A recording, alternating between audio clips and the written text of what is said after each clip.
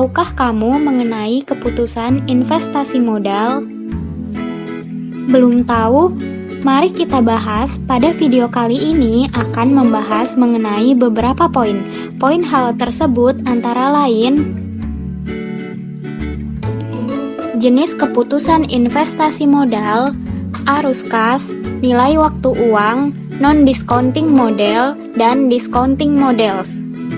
Sebelumnya, izin memperkenalkan kelompok kami, yaitu Milah Urfi Arfiani, Eva Astuti, Sela Aprilia, dan Seli Apriliani. Mari kita langsung saja ke pembahasannya sebagai berikut. Definisi keputusan investasi modal atau capital investment decision berkaitan dengan proses perencanaan, penetapan tujuan, prioritas, pengaturan pendanaan, dan penggunaan kriteria tertentu untuk memilih aktiva jangka panjang. Karena keputusan investasi modal menetapkan sebagian sumber daya perusahaan pada risiko, sehingga keputusan investasi modal adalah keputusan yang amat penting yang diambil oleh para manajer. Proses pengambilan keputusan investasi modal seringkali disebut sebagai penganggaran modal atau capital budgeting. Jenis dari penganggaran modal itu sendiri dibagi dua, yaitu A. Proyek independen atau independent project adalah proyek investasi modal yang tidak berkaitan satu dengan yang lainnya. Jadi, apabila ada proyek yang diterima atau ditolak, tidak akan berpengaruh terhadap proyek yang lainnya. B. Proyek saling eksklusif atau mutually exclusive project. Proyek ini mengharuskan perusahaan untuk memilih salah satu alternatif yang saling bersaing untuk menyediakan jasa dasar yang sama. Penerimaan salah satu proyek akan menghalangi proyek yang lainnya. 2. Jenis keputusan investasi modal. Jenis-jenis keputusan investasi modal dibagi menjadi 5, yaitu 1. Keputusan pengurangan biaya, 2. Keputusan pelunasan pabrik dan fasilitas penggudangan, 3. Keputusan pemilihan mesin, 4. Keputusan untuk membeli atau menyewa, dan yang kelima, keputusan penggantian peralatan. Keputusan investasi modal dapat dibagi menjadi dua kelompok. 1. Keputusan penyaringan atau screening decision adalah jenis keputusan yang berkaitan dengan apakah usulan proyek investasi memenuhi standar yang telah ditetapkan sebelumnya. 2. Keputusan pemilihan atau preference decision adalah jenis keputusan yang berkaitan dengan pemilihan beberapa alternatif usul proyek investasi. Arus kas. Jenis-jenis arus kas antara lain: 1. Arus kas keluar, 2. Arus kas masuk. Arus kas keluar merupakan investasi awal termasuk biaya instalasi, kenaikan modal kerja, reparasi dan pemeliharaan, dan kenaikan biaya operasi. 2. Arus kas masuk merupakan kenaikan pendapatan, penurunan biaya, nilai sisa atau residu, dan pembebasan modal kerja. Metode pendekatan analisis. Terdapat dua model pendekatan analisis investasi, yaitu 1. Model non-diskonto, metode analisis yang mengabaikan nilai waktu dari uang. 2. Model diskonto, model analisis dengan pertimbangan secara eksplisit.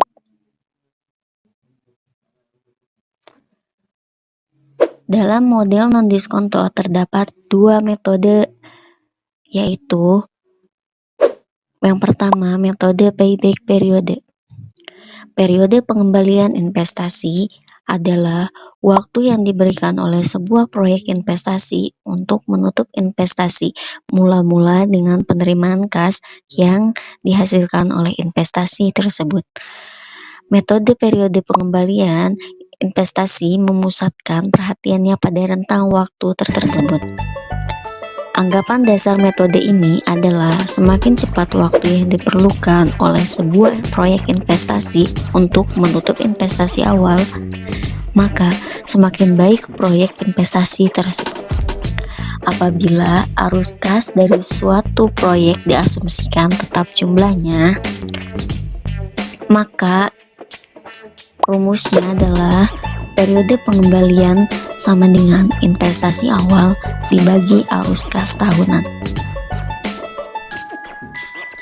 Akan tetapi, jika arus kas tidak tetap jumlahnya, maka periode pengembalian dihitung dengan menambahkan arus kas tahunan sampai waktu ketika investasi awal diperoleh kembali. Dalam metode payback periode ini terdapat kelebihan, yaitu mengontrol resiko yang terkait pada ketidakpastian arus kas masa mendatang, meminimalkan dampak dari suatu investasi terhadap masalah likuiditas perusahaan, mengontrol resiko keuangan, mengontrol dampak dari suatu investasi terhadap ukuran kemampuan perusahaan. Namun, penggunaan payback periode kurang dapat dipertahankan karena ukuran ini memiliki dua kelemahan utama, yaitu mengabaikan kinerja investasi yang melewati periode pengembalian, mengabaikan nilai waktu uang. 2. Metode Accounting Rate of Return atau ARR adalah metode penilaian investasi yang berusaha menunjukkan rasio atau perbandingan antara keuntungan neto tahunan terhadap nilai investasi yang diperlukan untuk memperoleh laba atau keuntungan tersebut, baik diperhitungkan dengan nilai investasi atau rata-rata investasi. Berikut adalah rumus perhitungan tingkat pengembalian akuntansi. Ialah tingkat pengembalian akuntansi sama dengan laba rata-rata dibagi investasi awal atau rata-rata. Dalam metode ini terdapat dua keuntungan, yaitu ukuran jelas untuk memastikan bahwa investasi yang dilakukan tidak merugikan terhadap pendapatan bersih perusahaan. Kepastian dampak menguntungkan terhadap pendapatan sehingga bonus dapat meningkat. Selain dari keuntungan dalam metode Accounting Rate of Return, juga terdapat kerugian, yaitu mengabaikan nilai waktu dan nilai uang. 2. Model diskonto atau discounting model. Yang pertama ada metode Net Present Value atau NPV. Dengan metode Net Present Value ini, penilaian sebuah usulan investasi dilakukan dengan prosedur sebagai berikut. 1. Seluruh arus kas masuk yang dijanjikan oleh sebuah proyek investasi dinilai tunaikan. 2. Seluruh arus kas keluar selama umur proyek juga dinilai tunaikan. 3. Nilai tunai arus kas masuk dijumlahkan dan nilai tunai arus kas keluar juga dijumlahkan. Yang terakhir, bandingkan nilai uang tunai arus kas masuk dan jumlah nilai tunai arus kas keluar. Selisih antara kedua angka disebut dengan net present value. Angka ini digunakan untuk membuat keputusan menerima atau menolak sebuah usulan investasi. Mengapa analisis menekankan pada arus kas? Alasan utamanya adalah bahwa laba akuntansi dihitung berdasarkan konsep accrual yang mengabaikan timing arus masuk dan arus keluar kas.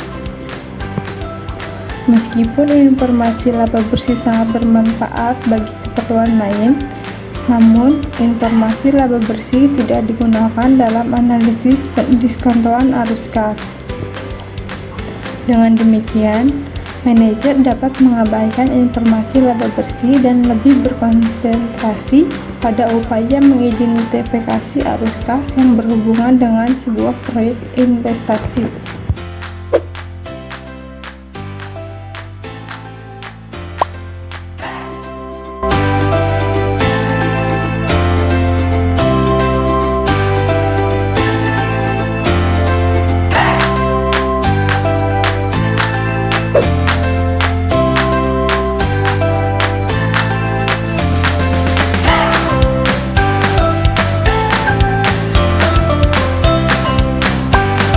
kedua ada metode Internal Rate of Return atau IRR, the Time Adjusted Rate of Return atau CARR, atau Internal Rate of Return. IRR adalah tingkat bunga yang dijanjikan oleh sebuah proyek investasi selama umur proyek tersebut.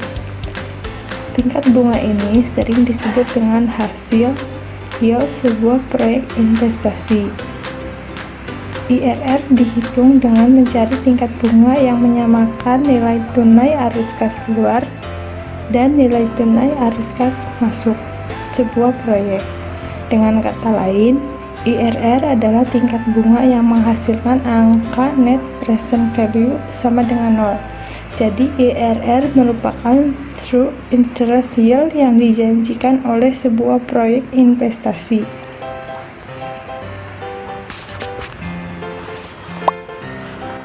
Syarat keputusan IRR.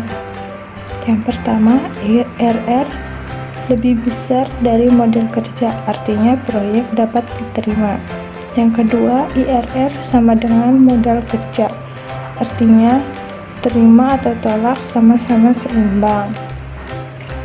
Yang ketiga, IRR kurang dari modal kerja, artinya proyek tidak dapat diterima. Perbandingan antara metode NPV dan IRR. 1. Metode NPV lebih mudah digunakan. 2. Asumsi yang dibangun dalam metode IRR memunculkan pertanyaan. Yang menyebabkan perbedaan antara metode NPV dengan metode IRR adalah 1. Metode NPV menganggap bahwa arus masuk kas akan diinvestasikan kembali pada tingkat kembalian tertentu, sedangkan metode IRR tingkat kembaliannya sama dengan IRR. 2. NPV mengukur kemampuan labaan dalam angka absolut, sedangkan IRR mengukurnya dalam angka relatif.